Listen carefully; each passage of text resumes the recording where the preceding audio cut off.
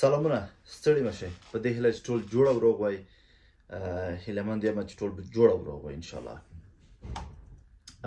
نن راځم د کاناډا 15 ښارونو باندې په تفصیلي بڼه خبرې کوم چې کوم ښار د ژوند لپاره بهتر دی او تاسو وکولای شئ چې په هغې ښار کې خپل راتلونکی جوړ کړئ او خپل بزنس شروع کړئ او ښه ښار وي او تاسو وکولای شئ چې آرام ژوند پکې وکړئ، خپل فامیل سره، خپل بچیانو سره، خپل خویندو ورونو سره، ټولو سره. هر څوک چې کاناډا ته راځي مخکې له دې چې کاناډا ته ورسیږي باید فوکس وکړي، باید فکر وکړي چې زه کوم ځای انتخاب کړم. صحیح؟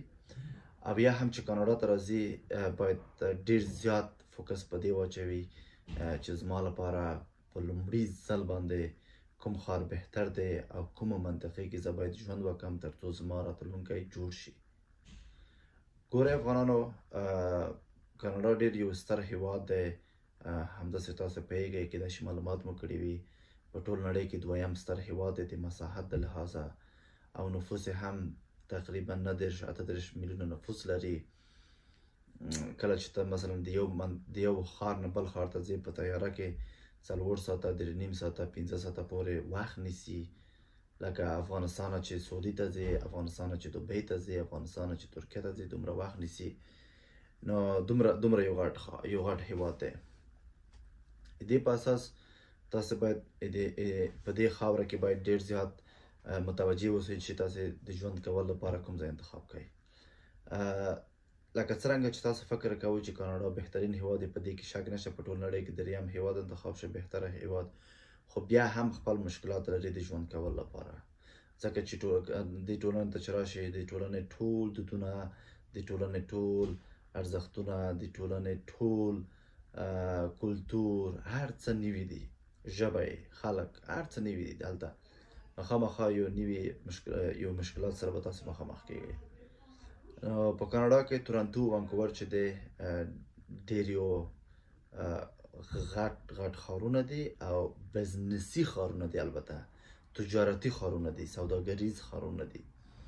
دلته هغه خلک اوسیږي چې دوی ډیرې پیسې لري او یا هم د نورو هیوادونو دلته راغلي دي او دلته خپل پیسې راوړي دي او سرمایه ګذاري کوي او پانګه اچونه کوي په دې ولایتونو کې. نو ځکه هغه خلک دلته اوسیږي.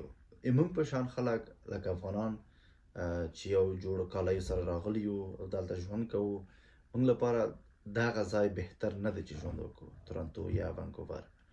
زه تاسو 15 ښارونه نوم اخلم، تاسو کولی شئ چې هلته تاسو ژوند وکړئ، ځکه چې سبا ورځ وکولای شئ چې خپل هغه راتلونکی جوړ کړئ، د ماشومانو راتلونکی جوړ کړئ، یو کور واخیستلی شئ، سبا ورځ تر اخره پورې په هغه کې ژوند ونه کړئ په بلډینګو کې. دې په خاطر زه وایم چې تاسو پرمختګ وکړئ. نو 15 ښارونه نوم اخلم، په دې ښارونو کې تاسو ژوند وکړئ. زه مطمئن یم چې تاسو به ښه راتلونکی لرئ او مشکلات سره به مخ کیږئ نه. لومړی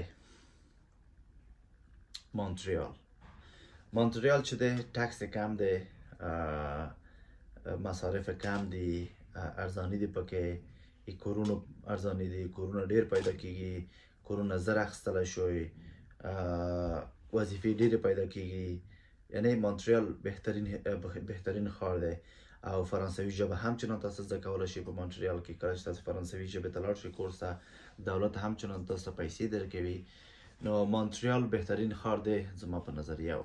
دویم کیوبیک هم چې دی هغه رسمي ژبه یې فرانسوي دی، هلته هم چنان کور هم پیدا کیږي په اسانۍ سره، بزنس هم کولی شئ، کاروبار هم، هر څه کولی شئ په کیوبیک کې.